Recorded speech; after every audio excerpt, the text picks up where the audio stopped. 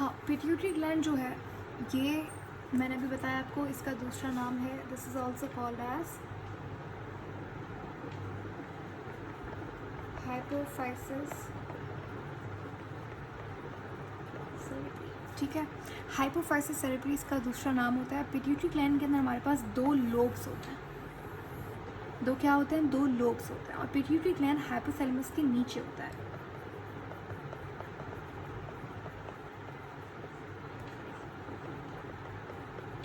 इसकी पोजीशन क्या होती है? Below the hypothalamus. और जो स्टॉक लाइक स्ट्रक्चर होता है जो कि आपके पास कनेक्ट कर रहा होता है, ये जो जो तो आप लोब्स देख रहे हैं, हाँ बिल्कुल ऐसा ही है।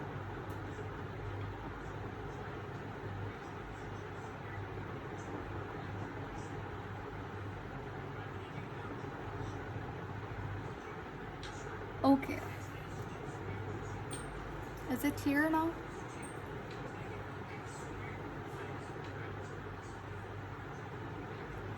फाइन। ठीक है, तो हाइपोथैलेमस के नीचे होता है। और ये जो स्टॉक लाइक स्ट्रक्चर आप देख रहे हैं पिट्यूटरी का, इसे इनफंडिब्यूलम कहा जाता है। इनफंडिब्यूलम, इनफंडिब्यूलम को आपने इस्थमस से कंफ्यूज नहीं करना। देखिए, इनफंडिब्यूलम और इस्थमस दोनों ही स्टॉक लाइक स्ट्रक्चर्स होते हैं जिनका काम होता है दो अलग अलग टिश्यू को साथ में कनेक्ट करना। इस्थमस आप कहाँ पढ़ते हैं? ये आप थायराइड ग्लैंड में पढ़ते हैं, ये आप फेलोपियन ट्यूब का पार्ट होता है इस्थमस।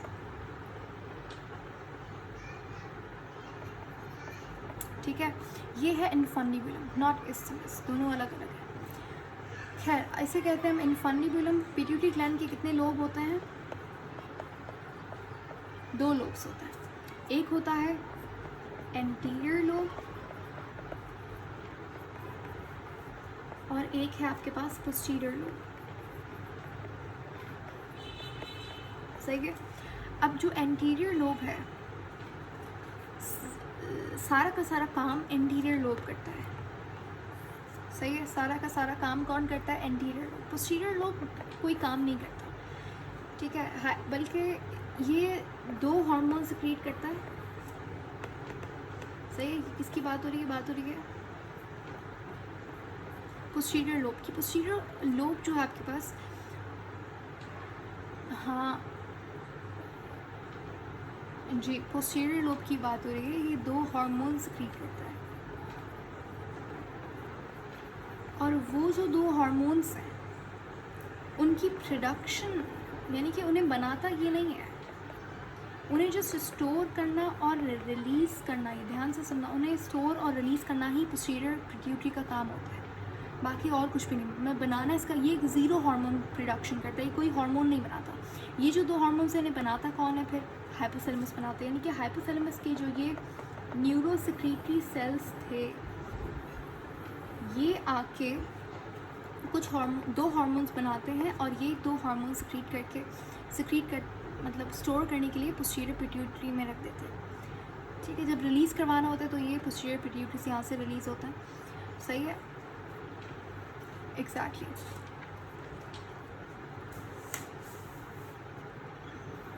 और एंटीरियर पिट्यूटरी जो है वो ज़्यादा से ज़्यादा काम आपके पास पता नहीं कितने, कोई 8-10 हार्मोन्स एंटीरियर पिट्यूटरी बेचारा अकेला बना रहा है। सोच के देखें आप।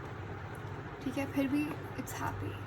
सी, अब एंटीरियर लोब जो है इसको हम कहते हैं एडिनोफाइसिस। कैसे याद करेंगे? A for anterior, A for adeno, तो adenohypophysis. Physis is for pituitary.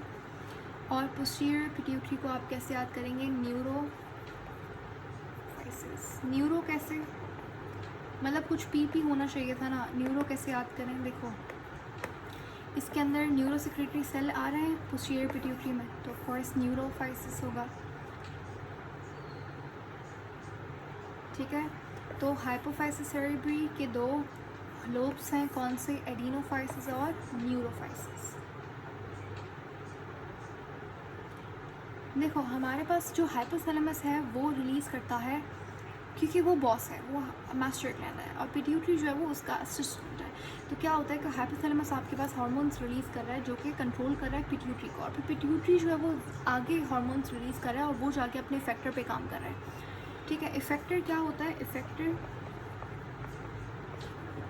हमारे पास मसल्स और ग्लैंड्स होते हैं, सही है। यानी कि जो पिट्यूटरी से हार्मोन निकलेगा वो या तो मसल्स पे जाएगा, कोई काम होगा, या फिर तो वो हमारे पास दूसरे ग्लैंड से फर्दर हार्मोन सिक्रीट करवाएगा, सही है।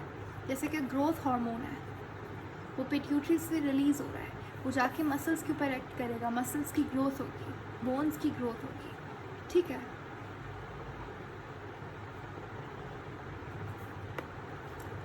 सो अब हम बात करेंगे रिलीजिंग। आपके पास जो हाइपोथैलेमस है वो दोनों तरीके का हार्मोन सिक्रीट करता है, रिलीजिंग हार्मोन भी और इनहिबिटरी हार्मोन भी। मतलब क्या है? मतलब ये है कि ये जाके ऐसा हार्मोन बनाएगा, हाइपोथैलेमस ऐसा हार्मोन सिक्रीट करेगा पिट्यूटरी से कि वो खुद एक हार्मोन बनाए।